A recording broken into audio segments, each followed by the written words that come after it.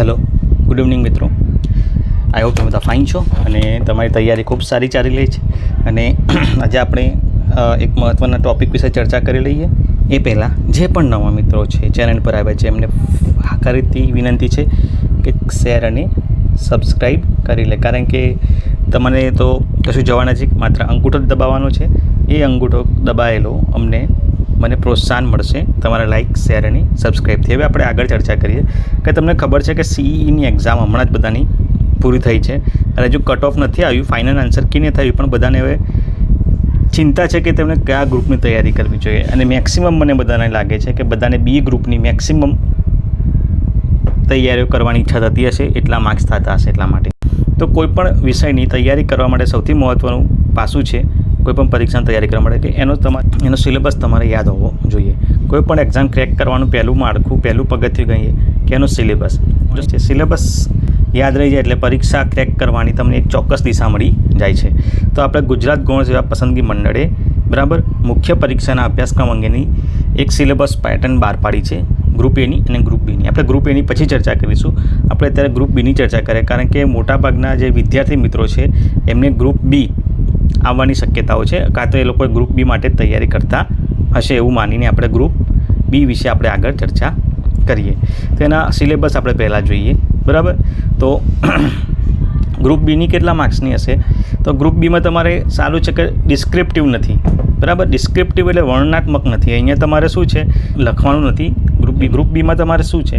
તો ચલો આપણે જોઈએ ગ્રુપ બીમાં શું છે. તો ગ્રુપ બીમાં તમારે 120 મિનિટમાં 200 MCQ અટેમ્પ્ટ કરવાના છે, બરાબર.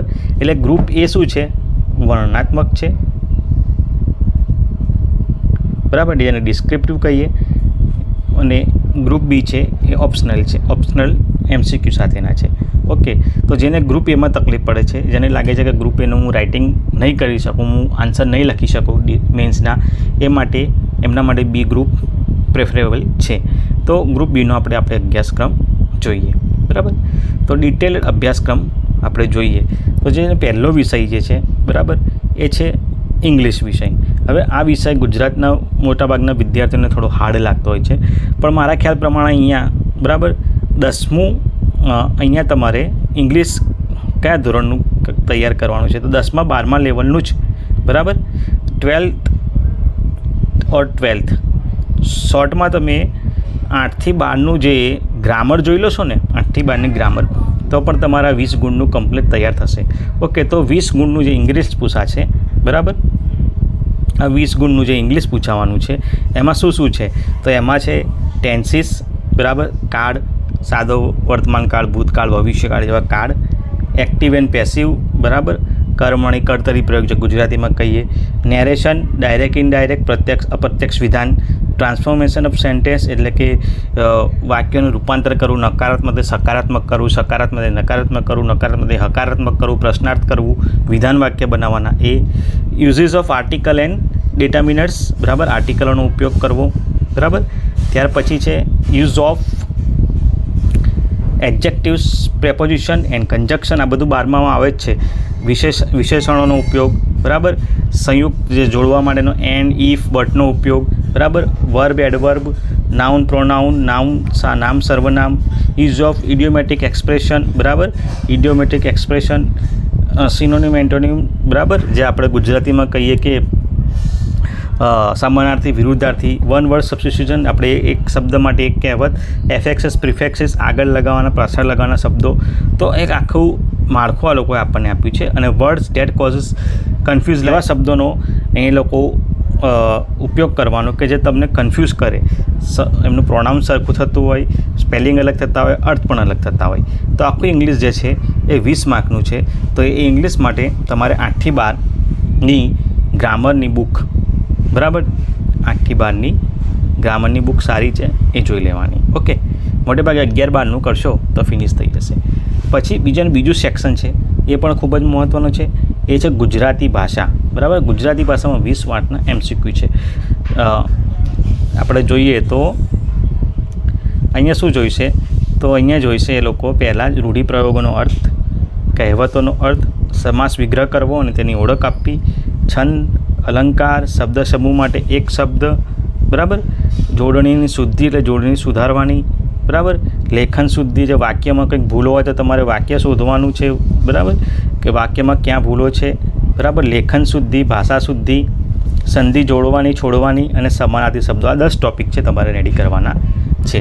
પછી અહીંયા બધું ચાલુ થાય છે GK, તમારું GS, આપણે જે કહીએ GS, ત્યાં તમારે ડિસ્ક્રિપ્ટિવ લખવાનું GS. અહીંયા તમારે એમ કહીશું તો પહેલું જે છે રાજ્ય વ્યવસ્થા અને RTI, બે આખો ટૉપિક છે. એટલે અહીંયા પોલિટી આખો ટૉપિક છે, બરાબર. અને નીચે છે RTI સંબંધી મૂકશે. તો તમારે પોલિટીમાં ભારતીય બંધારણ જ મોટે ભાગે આવે છે. તો ભારતીય બંધારણનો ઉદ્ભવ, વિકાસ, એની લાક્ષણિકતાઓ, મૂળભૂત આમુખ અધિકારો વગેરે વગેરે વગેરે. ઓકે. પછી સંઘ અને રાજ્યના કાર્યો અને જવાબદારીઓ, સંસદ અને રાજ્ય વિધાનમંડળના મુખ્ય કાર્યો, સત્તા અને વિશેષ અધિકારો, સમવાય તંત્રને લગતી બાબતો. ત્રીજું છે ભારતમાં ન્યાયપાલિકાનું માળખું, કાર્યો, ન્યાયિક સમીક્ષા, જનહિત યાચિકા, બંધારણીય રીટ, બરાબર, એ આખું પૂછાશે. ત્યાર પછી બંધારણીય સંસ્થાઓ, કોન્સ્ટિટ્યુશનલ બોડીઝ, વૈધાનિક નિયમનકારી અર્ધનિયમનકારી સંસ્થાઓ, સ્થાનિક લોકલ બોડીઝની જે સ્થાનિક સરકાર હોય એનું, કેન્દ્ર અને રાજ્ય સરકાર વચ્ચેના સંબંધો અને નીતિઓ, અને જાહેર માહિતી અધિકાર અધિનિયમ 2005, RTI એક્ટ 2005 જે લાગુ થયો હતો એનો. તો RTI એક્ટ તમારે ખાસ તૈયાર કરવું, કારણ કે એક અલગ જ સેપરેટ ટૉપિક છે. ઓકે. તો 30 માર્કનું આ. ત્યાર પછી છે કોમન સબ્જેક્ટ, બધા એકમાં કમ્બાઈન કરીને એ લોકોએ તમને કરી નાખે છે ઇતિહાસ, ભૂગોળ, સાંસ્કૃતિક વારસો. એનું બેઝ છે 30 માર્ક્સનું. એક તો છે સિંધુ ખીણની સભ્યતા, એનો આખો જ ટૉપિક, વૈદિક, જૈન ધર્મ અને બૌદ્ધ ધર્મ, બરાબર. ત્યાર પછી છે ગુપ્ત રાજવંશ, મૈત્રક વંશ, સોલંકી વંશ, વાઘેલા વંશ, ગુજરાતના રાજવંશો, 1857 વિપ્લવ, એ વખતના કારણો, સ્વરૂપ, પરિણામો, બરાબર. 19મી સદીમાં ગુજરાત અને ભારતમાં સામાજિક સુધારણા આંદોલનો, ધાર્મિક આંદોલનો, બરાબર. ભારતની સ્વતંત્રતા માટેની ચળવળ, વિદેશમાં ભારતીય ક્રાંતિકારીઓ, અહીંયા મોડર્ન ઇન્ડિયા ચાલુ થઈ જાય, બરાબર. મહાત્મા ગાંધી, આખું ટૉપિક અલગ પૂછાય છે, એ મોડર્ન ઇન્ડિયાનો ટૉપિક છે. બધા આપણા રાજ્યો, રજવાડાઓ છે એની માહિતી, વિલીનીકરણની. અને પછી એક આખો આપણો ગુજરાત રાજ્ય અલગ સ્થપાવ્યું એનું મહાગુજરાત આંદોલનનો એક આખો ટૉપિક છે. તો આ બધા ટૉપિક કેવી રીતે તૈયાર કરવા આપણે નેક્સ્ટ લેક્ચરમાં જોઈશું, પણ અત્યારે આપણે ખાસ ડિટેલ અભ્યાસક્રમ જોઈ લઈએ છીએ. ઓકે. ત્યાર પછી સાંસ્કૃતિક વારસો, આપણે જોયું ઇતિહાસ. ઓકે. ત્યાર પછી એમાં જ સાંસ્કૃતિક વારસામાં શું પૂછાશે, તો આપણે જોઈએ સાંસ્કૃતિક વારસામાં શું પૂછાશે. તો અહીંયા જનરલી સાંસ્કૃતિક વારસામાં તમારે ઇતિહાસ તમે પકડીને બેસશો, ઇતિહાસ સબ્જેક્ટ, બરાબર, જેને હિસ્ટ્રી કહેવાય છે. તો હિસ્ટ્રી સાથે સાથે આ તમારું કવર થતું જશે. તો સાંસ્કૃતિક વારસામાં શું છે, તો સાંસ્કૃતિક વારસામાં આ 5 ટૉપિકો છે. એક ભારત અને ગુજરાતનો સાંસ્કૃતિક વારસો, એમાં કળા, એના સ્વરૂપો, સાહિત્ય, સંગીત, શિલ્પ અને સ્થાપત્ય, ગુજરાતના મેળા, ઉત્સવો, ખાણીપીણી, પોશાક અને પરંપરા, ગુજરાતની લોકનાટ્ય કળા, ભવાઈ, બરાબર, ગુજરાત સાહિત્ય અને સાહિત્ય સંસ્થાઓ, ગુજરાતના સંગ્રહ સ્થાનો અને પુસ્તકાલય, ગુજરાતના તીર્થ સ્થળો અને પર્યટનો. આટલો સાંસ્કૃતિક વારસામાં પૂછાશે.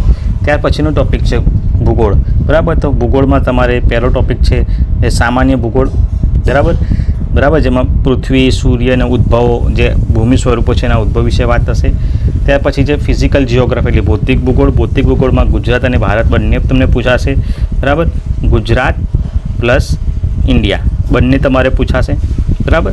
ત્યાર પછી ગુજરાતના સંદર્ભમાં અલગ જ આખું પૂછાય છે, બરાબર. તો ગુજરાતના સંદર્ભમાં આખું અલગ એક એની વસ્તીનું વિસ્તરણ, વસ્તી ગીચતા, વસ્તી વૃદ્ધિ, સ્ત્રી પુરુષ પ્રમાણ, સાક્ષરતા, વ્યવસાયિક સંરચના, અનુસૂચિત જાતિ જનજાતિ, બરાબર, એ આખો અલગ ટૉપિક પૂછાય છે. તો આના માટે તમારે શું તૈયાર કરવાનું, તો ભૂગોળ માટે તમે 11-12નું, બરાબર, કરી લેશો. 11-12ની 12માની અથવા તો NCERT, બરાબર, કરી લેશો તો તમારું ભૂગોળ કવર થઈ જશે. ગુજરાતના ભૂગોળ માટે અલગથી શું તૈયાર કરવું એ હું તમને જ્યારે પુસ્તિકાની યાદી આપીશ, બુક લિસ્ટની યાદી ગ્રુપ બીની, ત્યારે તમને આગળ 100% જણાવીશ. ઓકે. ત્યાર પછી આપણે આગળ જઈએ કે તમારો 5મો ટૉપિક જે છે 30 માર્ક્સનો, બરાબર, એ છે અર્થશાસ્ત્ર, પર્યાવરણ અને વિજ્ઞાન અને ટેકનોલોજી. તો આમાં તમારે ખાસ ધ્યાન શેમાં આપવાનું છે, આમાં તમારે ખાસ ધ્યાન આપવાનું છે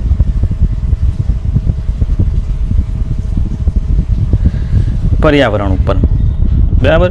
અને પર્યાવરણ માટે આ ત્રણેય સબ્જેક્ટ માટે તમારે ખાસ કરંટ અફેર વાંચવું પડશે. તો બધા સબ્જેક્ટ માટે કરંટ અફેર જરૂરી છે, પણ અર્થશાસ્ત્ર, પર્યાવરણ, વિજ્ઞાન અને ટેકનોલોજી માટે ખાસ કરંટ અફેર ખૂબ જ ઉપયોગી છે, કારણ કે મોટેભાગે અહીંયાના પ્રશ્નો કરંટમાંથી જ પૂછાતા હોય છે, કરંટને આધારે.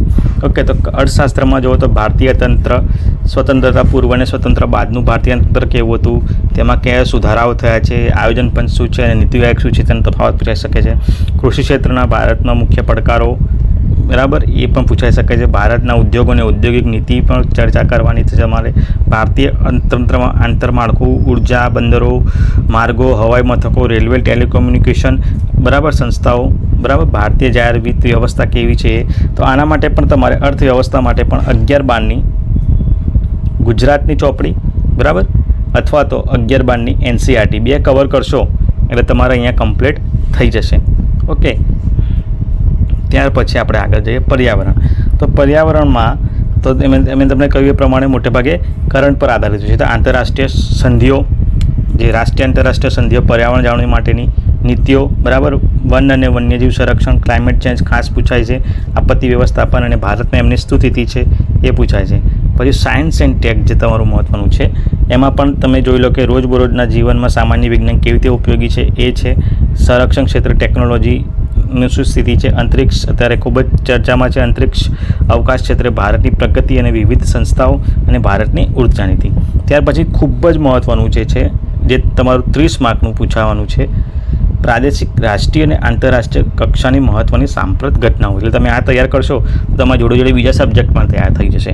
ઓકે, અને સામાન્ય બૌદ્ધિક ક્ષમતાના 40 માર્કની તમારે પૂછાવાના છે. એમાં તાર્કિક વિશ્લેષણ ક્ષમતા, સંખ્યાઓની શ્રેણી હોય છે એ, સંબંધ વિષયક, ઘડિયાળ, કેલેન્ડર, ઉંમર સંબંધિત પ્રશ્નો, બરાબર, સંખ્યા વ્યવસ્થાપન, માહિતીનું અર્થઘટન, માહિતીનું વિશ્લેષણ, બરાબર. ત્યાર પછી છે ઘાતાંક, ટકા, સાદું વ્યાજ અને વૃદ્ધિ, સમય ખર્ચ. અને તો આ તમે 8 થી 12માં ભણેલા રહેશો. બધું 8 થી 12ના બેઝનું જ તમને MCQ પૂછવાના છે. આમ ટોટલ 200 ગુણના MCQ પૂછાશે અલગ અલગ સબ્જેક્ટ વાઇઝ. તો તમારે કરવાનું શું છે, પહેલાં તો તમે નક્કી કરી લો કે તમે કયા સબ્જેક્ટમાં માસ્ટરી કરવા માગો છો. માસ્ટરી એટલે કયા સબ્જેક્ટમાં તમારે કમ્પ્લીટ તૈયારી કરવી છે, કારણ કે તમે લગભગ બધા 100% તમે નહીં આપી શકો બધા સબ્જેક્ટમાં. ઓકે, તો તમારે એવા 2-3 સબ્જેક્ટ એવા 2 થી 3 સબ્જેક્ટ એવા કરવાના છે કે તમે લગભગ 100% આપી શકો, બરાબર. અને બીજા સબ્જેક્ટમાં તમારે 50-50 હશે તો પણ ચાલશે. તો તમારા 200માંથી તમારો ટાર્ગેટ એટલીસ્ટ 120+ તો હોવો જ, 125+ તો હોવો જ જોઈએ. કોમ્પિટિશન હાર્ડ છે, ભલે ગ્રુપ બી રહ્યું છતાં પણ 120-140 રહેશે. 140નો જો તમારો રેશિયો હશે તો તમારા ચાન્સ ખૂબ જ બહોળા છે. ઓકે, તો ખાસ મહત્ત્વનું છે કે એવા વિષય સબ્જેક્ટ પસંદ કરો કે જેમાં તમારે 120 થી 140 સુધી તમને ખેંચી જાય. ઓકે, તો આ હતી ખૂબ જ સામાન્ય માહિતી. આમ તો તમે પહેલાં ઘણા વિડીયોમાં જોઈ લીધું હશે, છતાં પણ મને લાગ્યું કે હવેથી જે નવેસરથી વિદ્યાર્થી મિત્રો તૈયારી કરવાના છે એ સિલેબસ ગો થ્રુ થાય. ઓકે, અને 200 માર્ક્સ નહીં, તૈયારી નાની સૂની ના કહેવાય. તો અત્યારથી જ ચાલુ થઈ જાઓ. અને જે પણ નવા મિત્રો છે એમને ખાસ વિનંતી કે ચેનલને લાઇક, શેર અને સબસ્ક્રાઈબ કરે. નેક્સ્ટ વિડીયોમાં આ 200 માર્ક્સ માટે તમારે શું વાંચવું, ગ્રુપ બી, બરાબર, ગ્રુપ બીમાં તમારે નેક્સ્ટ આ 200 માર્ક્સ માટે કઈ બુક્સ વાંચવી એનું બુક લિસ્ટ હું લઈને આવીશ. તો ખાસ વિનંતી તમામ જે મારા સબસ્ક્રાઈબરો છે કે જ્યારે તમને નોટિફિકેશન આવે છે મારું, બરાબર, ખાસ સબસ્ક્રાઈબરો માટે છે કે જ્યારે પણ નોટિફિકેશન આવે છે મારું તો નોટિફિકેશનને ઇગ્નોર ના કરો. એના કારણે શું થાય છે, તમે નોટિફિકેશન આવે છે જોતા નથી તો મારી ચેનલનો ગ્રોથ થોડોક ડાઉન થઈ રહ્યો છે.